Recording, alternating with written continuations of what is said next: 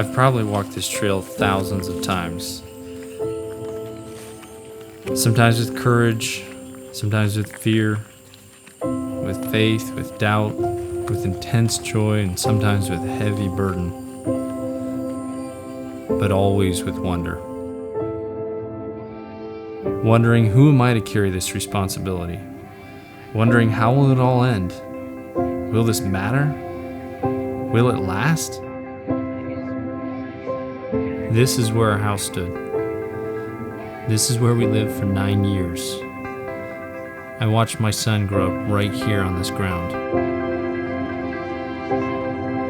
There's nothing left now, at least nothing physical. But what does remain is everlasting.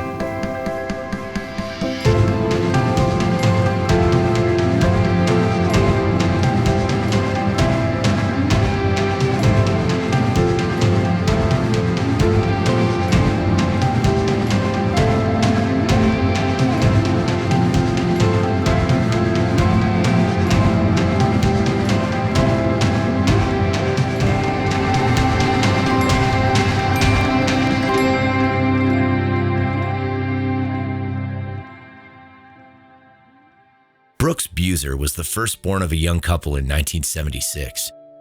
Brad and Beth had met at a missionary training center and would soon depart for the mysterious country of Papua New Guinea. Brooks was a toddler when his family moved into a remote area of the primitive jungle to reach a tribal group called the Ateti.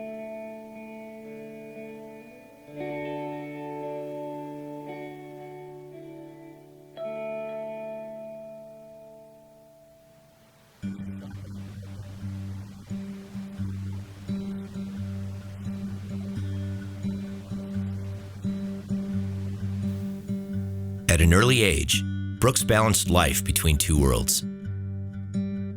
Spending childhood days exploring uncharted jungle with his native friends, and being flown away to the mission boarding school for months at a time.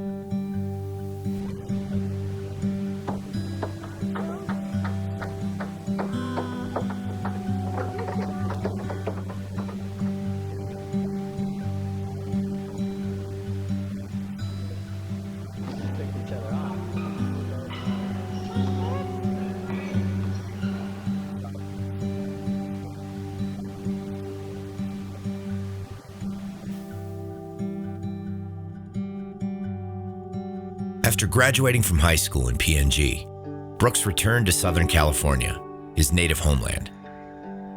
It was challenging. It was moving from Papua New Guinea to San Diego, California. There was a lot going on in San Diego that I was getting used to, but liked the life a lot. Brooks enrolled in San Diego Christian College, where he pursued a degree in accounting and acquired more than just a diploma.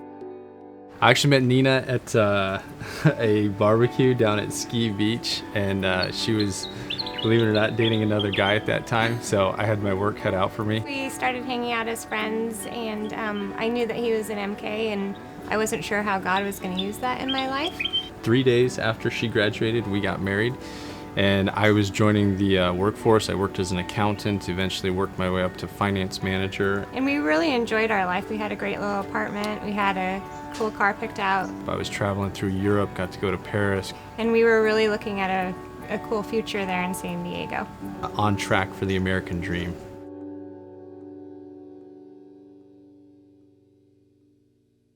But their hearts were stirred when they traveled back to PNG to visit Brooks' family, still working in the Ateti tribe.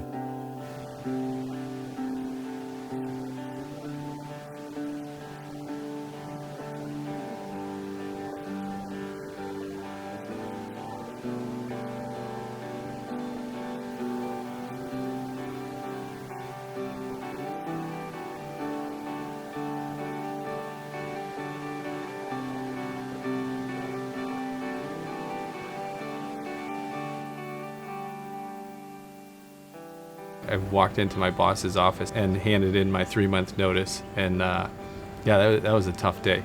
And it was a real huge step out in faith for us because we didn't know how that was going to happen. In January of 2001, Brooks and Nina left San Diego along with their newborn son, Bo, to begin training with New Tribes Mission. Here they would learn the skills of church planting among the most isolated peoples of the world. I had a little bit of an idea of what it would look like, but by the time we got to the training, I really had no clue what I was getting into. How to survive in that context, how to build an airfield, how to set up solar panels and batteries and things like that. Everything that we would need to live in an environment where there's no power, there's no water, there's no stores, there's nothing. So during the training, they pushed us to do things that were a little bit out of our comfort zone. There was a class on animal butchering, which was probably not my favorite. Phonetics, phonemics, how to do grammatical analysis, all the different tools that you'll need to learn these languages. It was challenging to say the least, but we felt like we had the building blocks to be dropped off into a spot where there was a new language. We could put it down on paper, we could replicate it, and then we could translate it and we could teach in it.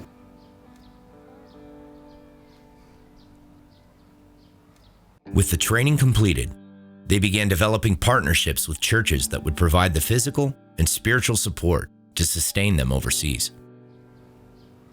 The next phase is raising support to go to the field, and I think that's one of the hardest parts. Being in the workforce and being able to kind of dictate how much income you're going to have based on your work ethic. To step into the non-prof side where you're raising support, man, there's very little. Yeah, we had no money. Basically, we were living month to month, and God was providing every single month exactly what we needed. So when people give to us every single month, we know what it means and what they're sacrificing, and that just helps increase your faith. We could always look at God's faithfulness, and that would move us forward into the next challenge. For me, it wasn't necessarily going to another culture. It was leaving all our family behind and not knowing when we're going to see them again.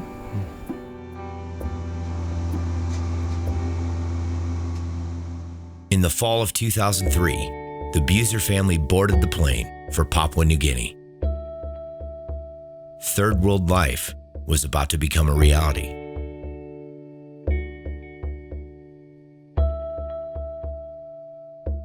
It was a little bit intimidating, stepping off the plane into the rush of heat that meets you at the door.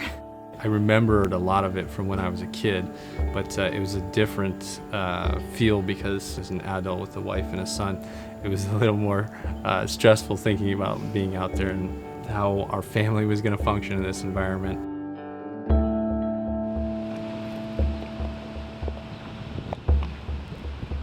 The coastal town of Wewak is the mission's regional headquarters and their temporary home as they adjust to the culture and learn the national trade language. When we came over, we go through about 3 months of orientation in a local city before we actually start looking at tribes to go into, and so just got up to speed on what had changed since the last 10 years since I'd been gone. Once acclimated, they began researching which tribal area was the most strategic for effective church planting through a process of surveys by land, air, and water.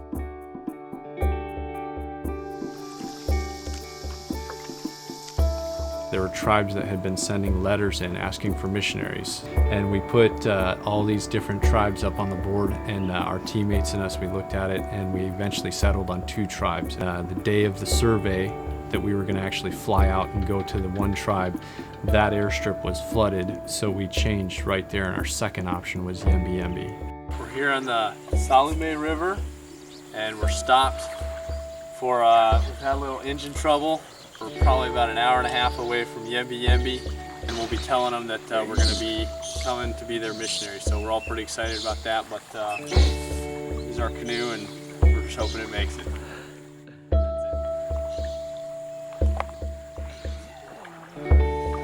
How many hours have we going, Schroeder? That'd be 11 and a half.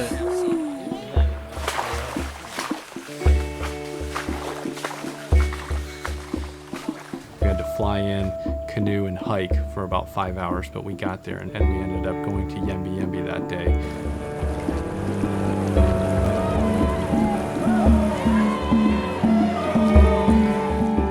The tribal people were excited to have them and made the official invitation with a cultural ceremony.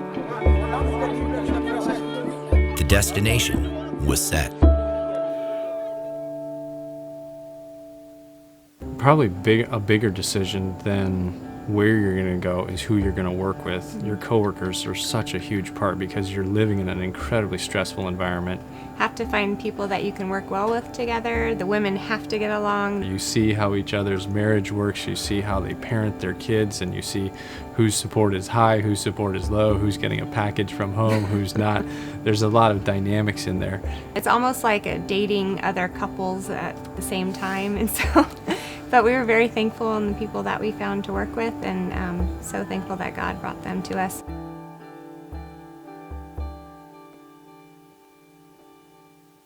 With partners Tony and Tara Sutton and Tim and Courtney Chanterre, they assembled materials and supplies for the permanent move into the jungle village. In the summer of 2004, the YembiYembi tribe would become their home.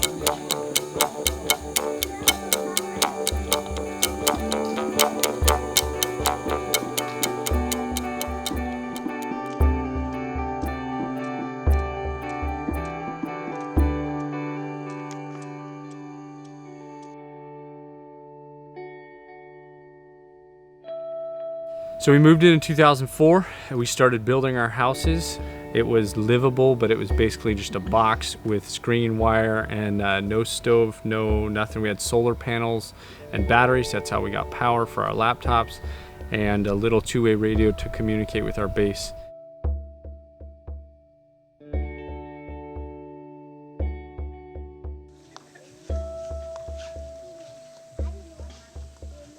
In January 2005, we started building the airstrip. All virgin jungle, clearing it out for this huge airstrip. Couldn't have done it without the Yembis. The Yembis are troopers. We ran about 1,000 Yembis a day. Stage 3, we got to take these stumps out, ranging from this little one to that monster over there. Stage 3 is probably going to be the most difficult stage.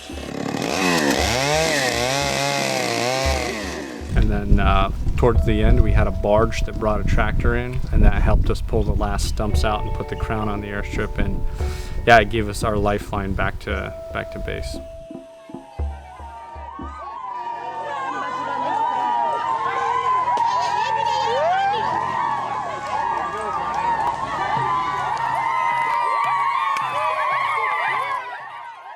Having overcome the major physical obstacles, it was time for the team to begin assimilating into the Yembi way of life. We started into language and culture acquisition. We try and learn language and culture simultaneously because you can't take one away from the other, but that process took us about a year.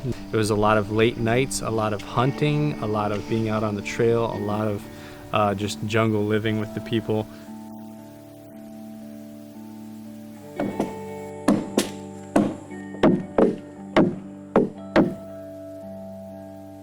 Yeah, the calluses on our feet got a lot thicker. We learned how to throw a spear, how to hunt pigs, how to get out in the canoes, how to basically live like a Yembi in their environment.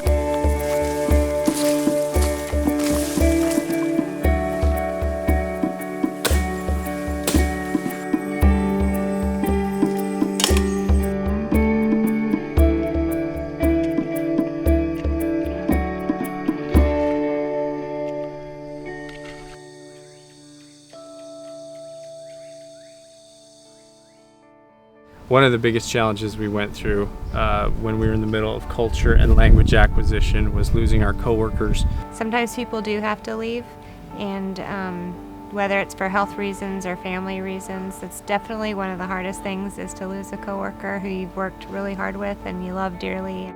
Losing the Suttons increases the two couples' dependence on each other, their supporters at home, and mostly on God for the perseverance to reveal His love to the Yembis. It's a team effort, it really is, but those times can be hard.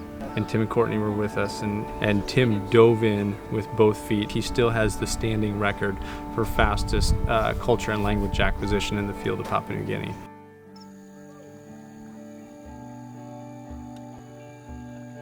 The biggest thing with learning language is being with people, and if you're with them when they're doing what they do, they open up to you and you get to learn so much more.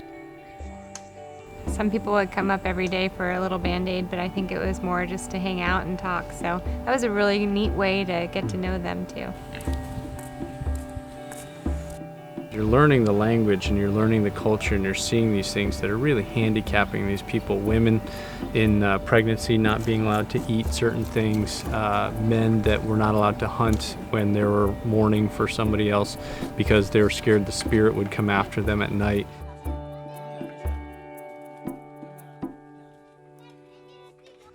One of the toughest ones, his name is Willie. He was dying, and we actually got our team together, and we decided that we didn't know the language and culture well enough, but we had to do something. I was furthest along at that point, and so I was sent over to try and communicate with him in my botched, horrible language skills that I had at that point. It was very difficult because Willie was fading very quickly, and I went over and we gave it our best shot. We hope and we pray that Willie understood enough. He was still able to squeeze my hand when he understood some parts of it, but again, we just weren't up to speed in the language. Death is a visceral reminder of the urgency of their work. And finally, after achieving fluency in the language and culture, they can begin to effectively communicate the message. Before we got to the teaching, we started literacy. One of the things that we really wanted them to do was whatever we taught them, they needed to see it for themselves. They needed to read it for themselves and understand it. We had to come up with an alphabet because it had never been written before, so we wrote out an alphabet that they could understand, attached the sounds to the symbols, walked them through literacy, and literacy really was the gateway to the teaching because it built up our credibility that what we said we were going to do, we actually did, that the things that were on paper, that they could actually read the paper, and the paper, they would say the paper talks back to them.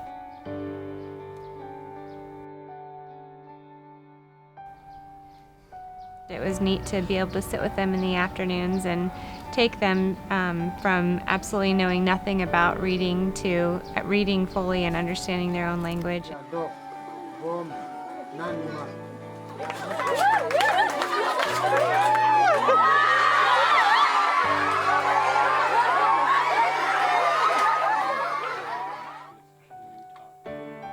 In January of 2008, we started the Adam to Christ teaching, the creation to Christ teaching is really an effective method for getting an animistic people group all the way through and helping them understand those Old Testament principles.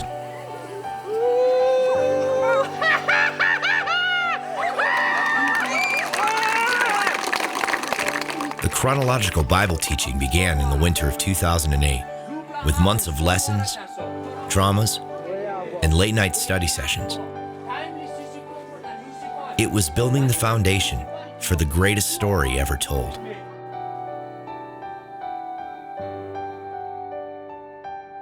Finally, we got to the life of Christ, and we hit on the major stories, and we were able to present the gospel in the middle of April.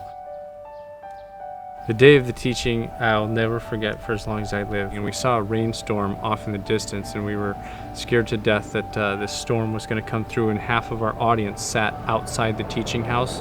So we knew that we'd lose half our audience, and we saw this rainstorm coming, and it kept coming, and we were teaching, and we got to the death, we got to the burial, and right about the resurrection, the rainstorm came, but I'll never forget it. The rainstorm split, and half of it was on this side, half of it was on this side, but the actual teaching house, we didn't, nobody there got wet, and even the Yembis were looking around going, this is kind of weird. So it was just a neat thing that God did. And at that point, we believe we had about 50, 60 people that understood on that day what Christ had done for them, and the YembiYembi Church was born.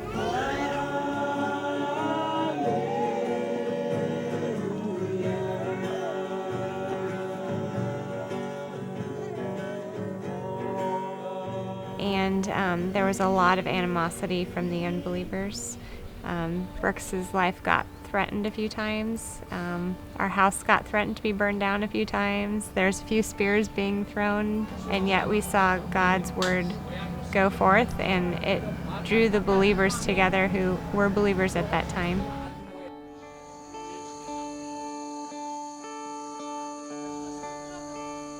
And just that purifying effect of persecution, and if you were on the fence one way or the other, you couldn't afford to be. It was too painful. You were either totally in or you were totally out. And short term, that really hurt. It was really difficult watching people get threatened as they were getting baptized, the first communion, seeing half the pews floating down the river as people were taking communion. But in the end, in the long run, it was the best thing for the church. It was just great because it forced them to choose which side they were going to be on. This flap. Let me go finish. This flap. He got way up. He got way. The two major critical portions of translation are comprehension checking, making sure that what you're writing is actually understood, and content checking, making sure that what's really in the Bible actually makes it in the translation. So I would be able to take what Brooks had translated and make sure that everything that was in there was supposed to be in there and there was nothing added. Tim and I were really fighting hard to keep ahead of the teaching so that it was never our word versus the Yembis. It was always what God's word said versus what they believed. We were working through the early books like Acts, Romans, Ephesians, 1 Corinthians. Those were the most important books because they're foundational for the early church.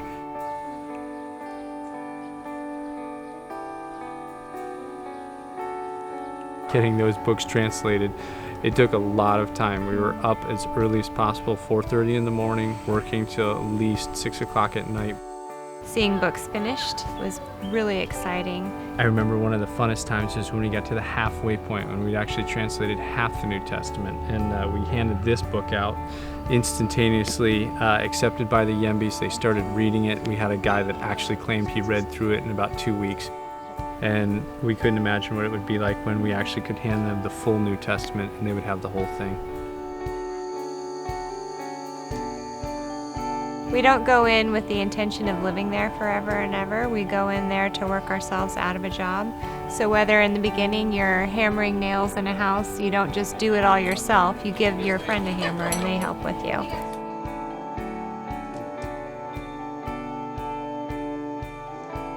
Then later, when you get to teaching them to read and write in their own language, you train teachers to do that themselves. So you aren't part of that anymore. They're doing it, taking real responsibility for shepherding their fellow believers.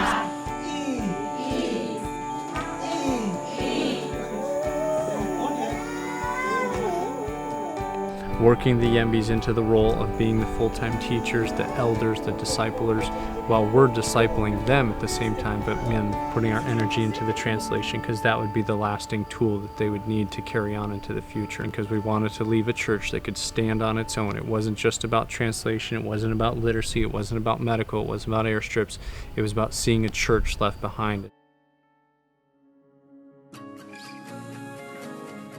After 9 years, the moment has come. The missionaries have phased out of the tribe, leaving a church body with trained pastors for a new generation. The last step is providing them with a Bible in their native tongue. This occasion is honored by a dedication that brings hundreds of native believers, neighboring missionaries, and even supporters from back home. It's a celebration of heavenly proportions. I wanna hear the music play. I wanna hear the trumpet sound. I wanna hear you call my name and watch my feet lift off the ground. I'll be run, oh, and I won't quit chasing your heart, just like David did. I'll come running through the gates, look into your face, oh, I can hardly wait until you carry my soul away. I used to wonder, what am I doing here? Will this matter? Will it even last?